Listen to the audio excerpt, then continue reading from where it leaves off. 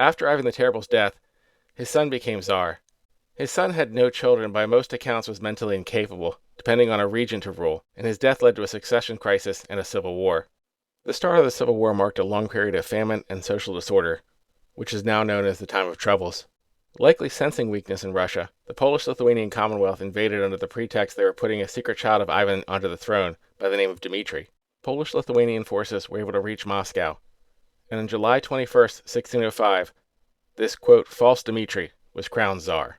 Tsar Dmitry had converted to Catholicism in 1604, likely to keep Polish support, but this was seen as a betrayal by the Russians. Less than a year after being named Tsar, on May 6, 1606, he was killed by an armed mob in Moscow.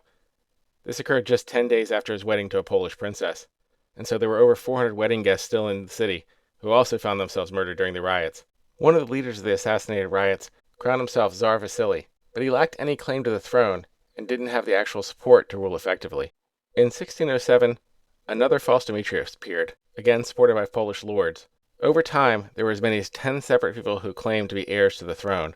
But rather than allowing the Polish to take control of Russia, the attempts to place a false Tsar unified hatred against both the Polish and the Catholics among the general population of Russia. The Polish army occupying Russia for most of this time mutinied over lack of payment and were pushed out of Moscow by Russian forces, which included Cossack reinforcements. History is awkward.